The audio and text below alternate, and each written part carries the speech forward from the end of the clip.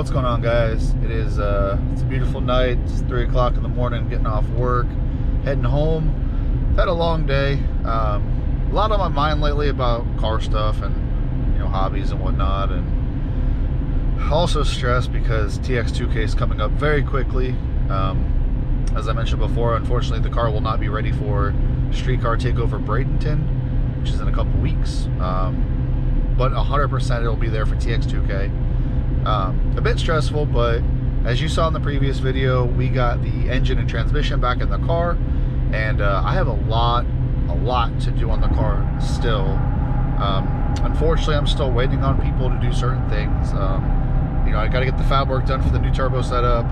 I'm gonna get everything powder coated and ceramic coated after that, so you figure another week to 2 weeks waiting for that. Got to get an alignment. I got to get some paint work done. So I still have a lot of things to do, but I'm going to start chipping away at it more and more. I did get some work done on this past weekend. Not as much as I want, to be 100% honest. I've been kind of slacking. I'm not sure what's going on. Like, I'll be 100% honest. Like, I'm not totally feeling the car thing anymore. I'm 100% sure it's just a phase. But, I've been so hard at this car for the past 10 years, and it's like, I've been venturing back into paintball lately, and that was like my hobby growing up as a kid, and I'm like falling in love with it hardcore again. Like, I have full intentions to try to get a little 3-man team together and start playing tournaments in the Southeast. But, like, right now, like, I always get in this certain funk, I guess you call it, where once I have so much work to do on the car, it discourages me from actually getting work done on the car, which then makes my mood worse, because by the time I'm getting the work done, it's last minute. I'm panicking and stressing, and I'm realizing it now. I'm gonna head home tonight. I need to come up with a game plan of certain things. With the new intake manifold, a lot has to be moved around and changed. So I still don't even know where I'm gonna put the fuel pressure regulator, where to run the new fuel lines. There's a lot of little tidbit things I got to work on. But man, it's just, my mind's just running at 10 million mile an hour lately, and it's kind of irritating. But I do also miss letting off the trans braking, going really fast. So I know this year, one of my goals hopefully this year, one of my goals is to go 7s. I don't know if it's realistic yet. That is just a personal goal of mine. I'm not even sure. Like, my biggest fear is just the car doesn't have enough chassis in it.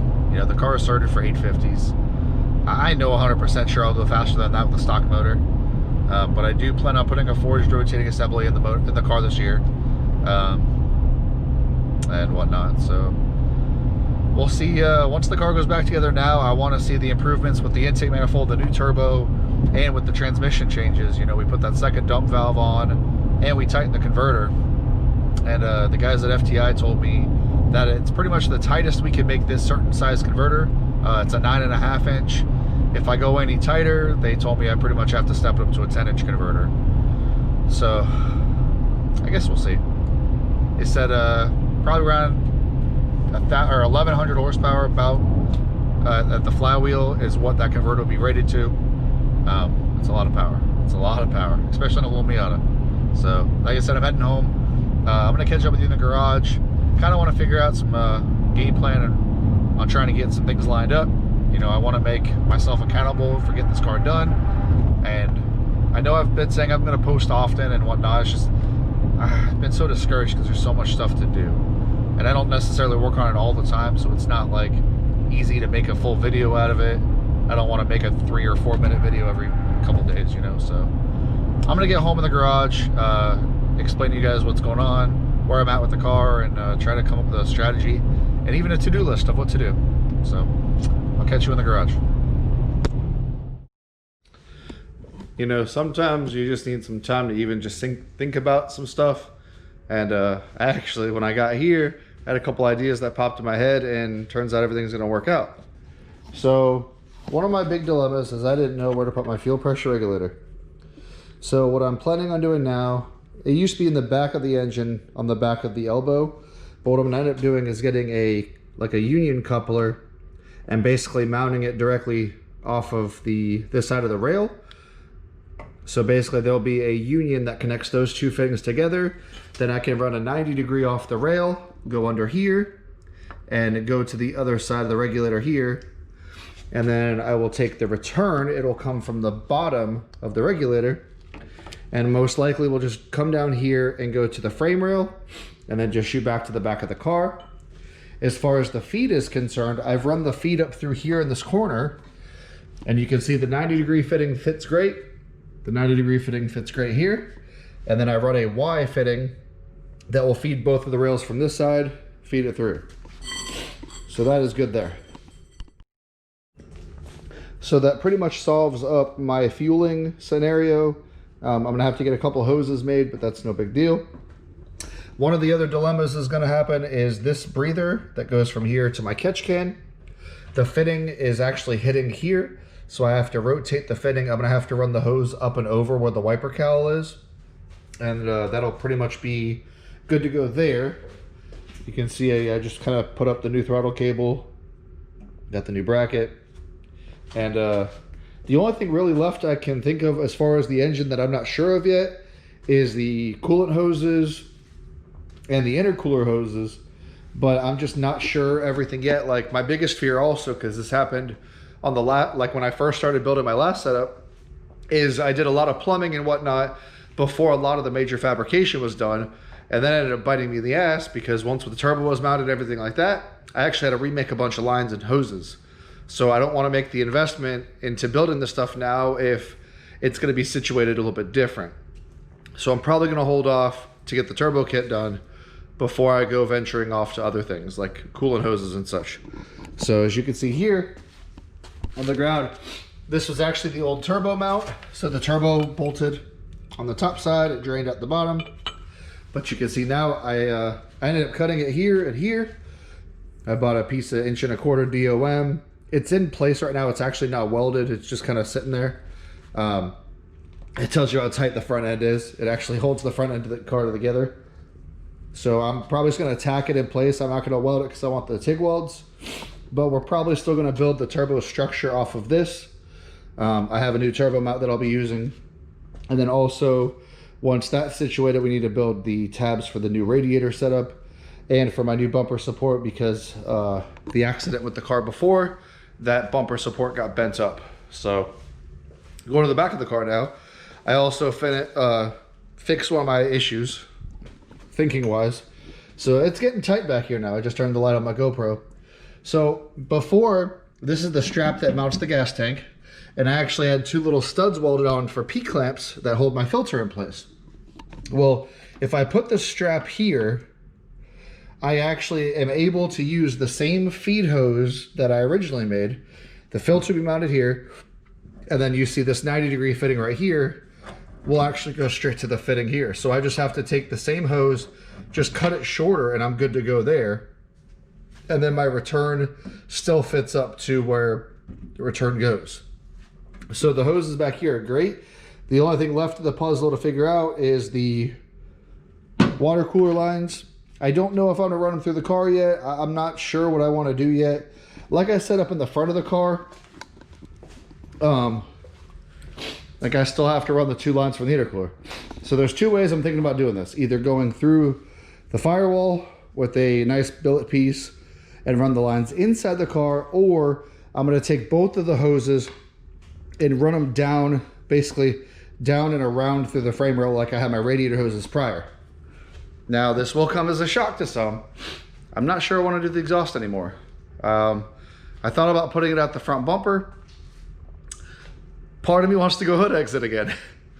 One of the things, like, I'll be a racer till the end of time. I don't care. I enjoy fire. I like seeing this car when it's on the two-step, it's popping and banging off the limiter, and you see the fireballs. Well, if I run the exhaust out the front bumper, if you're only gonna see it if you're on one side of the car. So I don't know, because the turbo is definitely gonna be over here. It's gonna be right here. But part of me still says, okay, well, I can still run the exhaust and point it up here as basically just a stack. I'm not sure what I want to do yet. I gotta figure that one. I have all the piping. I have a bunch of material, like you can see here.